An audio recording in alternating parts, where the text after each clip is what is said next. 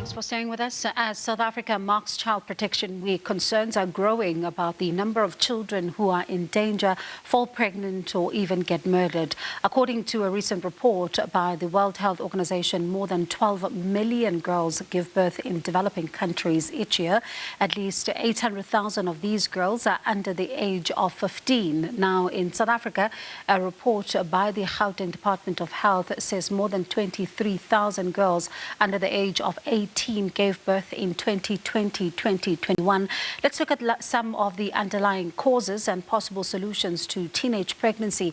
We are now joined by the Deputy Minister of Social Development, Dr. Hendrietta Bogopane-Zulu, as well as the Director for the Teddy Bear Foundation, Dr. Shaheda Omar. Thank you so much to both of you for your time this afternoon. I mean, this is the time to shine the spotlight on child safety, prioritizing it and continuing the fight to keep children safe. Dr. Omar, would you say that this week, as we mark it every year, still has meaning at all?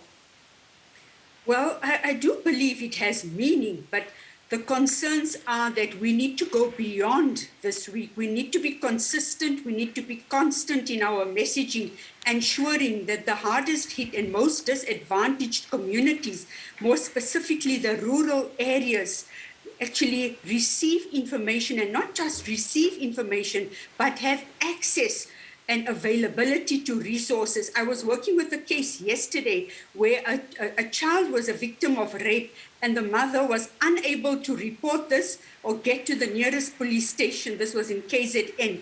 Unfortunately, because she did not have means to pay for transport. And that's when I talk about accessibility and availability.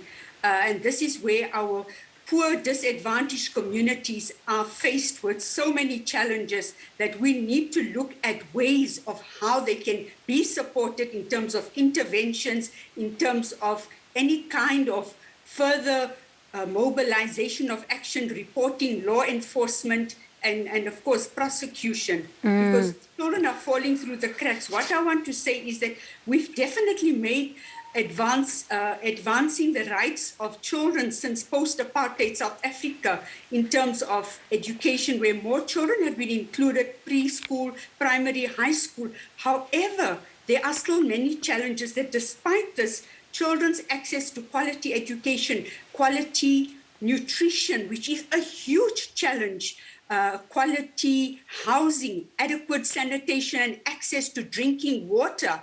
Our president in the SONA addressed children crossing and carrying water. I think this is a huge concern, and it impacts on the protection, well-being, and safety of children.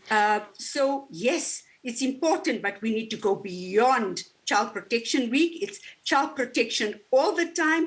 And I know our Honorable Deputy Minister and the Department of Social Development propagates this and supports this.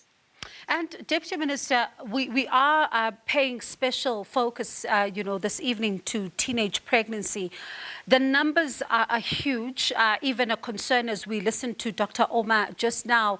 How do you begin as a department to deal with these numbers and bring them down, particularly when you look at the fact that some of these particular cases are happening behind closed doors and they go unreported, and sometimes children don't even want to say who impregnated them? Thank you so much for this opportunity, and good evening to SABC viewers. I really want to say that, firstly, I agree 100%. We should not have a week. We've moved it to a month, but children's issues must be 365 days, and no one day must go without children. I think I never use the word teenage, to be very honest. I think for me, the way the figures are, I just feel comfortable to say children who have children. Because I feel like sometimes when we say teenagers, we kind of like make it look cool. But when a 14-year-old girl has 2 kids, I don't know what to call it. And I can give an example when we launched the Child Protection Week in the Eastern Cape, in Lusikisiki, which is amongst the highest hotspots. And we created a voice for children, from talking to children around alcohol. And then you have children talking, how their mothers prostitutes them, how they are expected to bring plastics and they must knock with their feet. how they drink alcohol, all of those realities. And then you have an activist running an NPO saying, yes, you embarrass children. You're not supposed to ask children what is going on. You're not supposed to ask children whether they are fatherless. And I'm like, you know what? South African children has been silenced at every corner. It's time that children tell their own stories in their own ways. And I think until we actually internalize that, we're not going to make the progress. That's the first thing. But the second thing, we need to actually revisit. It's been 25 years of the department celebrating Child Protection Week. And the figures are not going down. The figures are going up. So we need to sit down and say, what kind of a country are we where children can never be safe? Yes, we talk about gender-based violence and femicide, but we actually forget that in that number of women, there are children who witnessed this violence. And the same numbers you're talking about of children, 2020, 2021, we were at lockdown level 5. And we got the highest number of pregnancies. So nobody can blame the school. Nobody can blame the playground. People must start answering. Where were you because you were locked down? And what happened to the children? Is it incest? What actually made the numbers to go this high when we were on COVID lockdown level 5? And Deputy Minister, if you may allow me to come in there. Dr. Omar, I'm listening to the Deputy Minister talking about quite a number of very, very compelling issues. The issue of the responsibility of those that are caregivers to the children, particularly when this is happening during lockdown, there are some difficult questions that they must answer.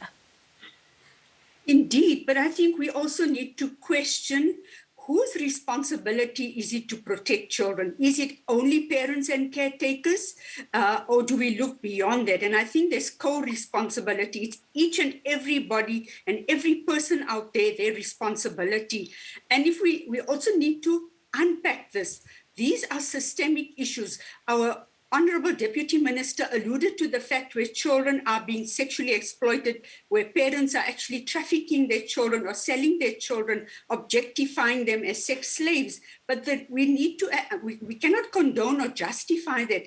But beneath those layers, when we peel those layers, we find that there's issues of survival where young children are finding themselves in exchange for transactional sex, sometimes paying for school fees, sometimes helping the family survive by bringing food on the table. These are the harsh realities. We cannot dismiss the fact or discount the fact that there's huge unemployment, lack of household, and during the lockdown period, more so specifically affecting families and children, the fears, the anxieties, the concerns, and the threats to survival. So this is a systemic issue. We need to coordinate, collaborate. Partnerships are the only way to go, where this intersectoral partnership between government departments, not just the Department of DSD. I think they're doing incredible work, but it's not just their responsibility. We need to ensure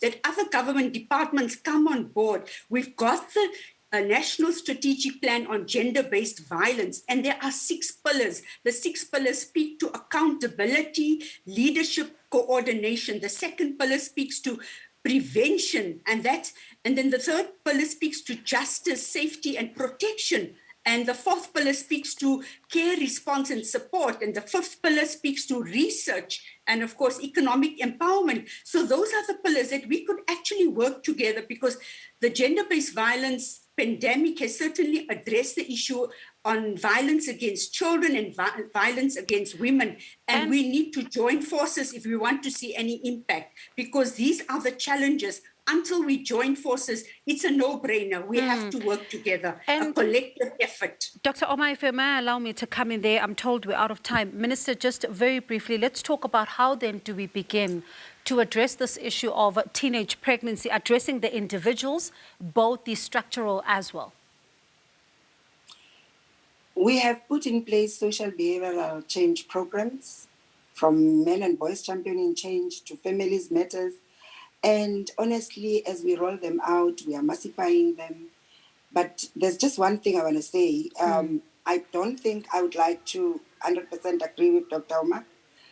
This government spends a lot of money in child support, and nothing can justify a child being expected to put food on the table.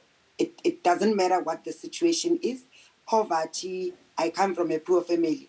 Poverty didn't start yesterday. But using children who are getting their SASSA grants to meet halfway, we are distributing food parcels, SASSA vouchers. There's so much that never used to be there. And people never used their children. And now we must be able to say, no, let's peel the onion. I don't even think we should go there. All right. To both of you, we are going to have part 2 of this conversation because there's clearly quite a lot that we need to talk about here. I mean, the structural, changes that are needed, the individual changes, the access even to some of these particular services also becoming, a concern. But let me thank you, both of you, for your time and leave it there for now. That was the Deputy Minister of Social Development, Dr. Hendrietta Bogopane-Zulu, and Director for the Teddy Bear Foundation, Dr. Shaheda Omar.